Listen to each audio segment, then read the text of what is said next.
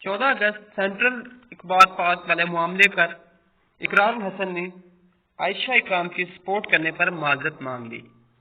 मैं माफी मांगता हूं कि मैंने आयशा इकराम का साथ दिया जिसने खुद को सरेआम बरहना करने वालों से सौदेबाजी शुरू कर दी।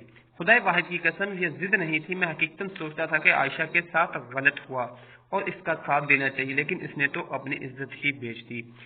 इस पैगाम के बाद जो लोगों के मुख्तलिफ रद्द अमल आए वो आपके साथ इसी वीडियो में शेयर करते हैं। क्या दिलचस्प लोगों ने रद्द अमल का इजहार किया। हमाद अहमद ने कहा, माफी से क्या होगा, आपने पाकिस्तान की बदनामी में अपना किरदार अदा किया। जिस पर इकरार हसन ने अपनी सफाई देने की भरपूर कोशिश की। एक और डॉक्टर नबील चौधरी लिखते हैं, बाकी बातें छोड़ें, मैं आपके लिए दुआ करूंगा कि अल्लाह आपको बेटी जैसी रहमत जबरदस्त नेमत से नवाजे। कसमें ये बड़ा प्यारा रिश्ता है। बाकी आयशा तब भी प्लानिंग सब कुछ कर रही थी और अब भी अल्लाह ने एक्सपोज करना था, इसको कर दिया। तो जिस पर इकरार हसन ने आमीन सुम्मा आमीन कहा।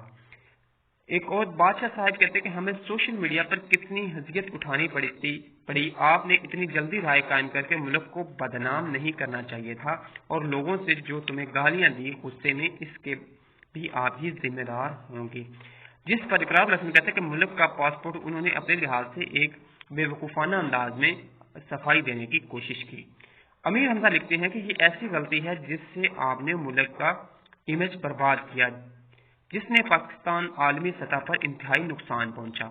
जिस पर भी उन्होंने अपनी हठधर्मी के अंदाज में जवाब देने की इकरार हसन ने कोशिश की।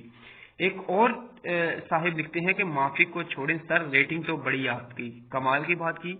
आप जैसे ड्रामेबाजी के वजह से पाकिस्तान की बदनामी हुई। यासिफ कहते हैं, इससे सबक ये मिलता है कि जल्दबाजी में राय कायम नहीं करनी चाहिए। जल्दबाजी की वजह से न सिर्फ तमाम मर्दों को बुरा कहा गया बल्कि पाकिस्तान की भी बदनामी हुई।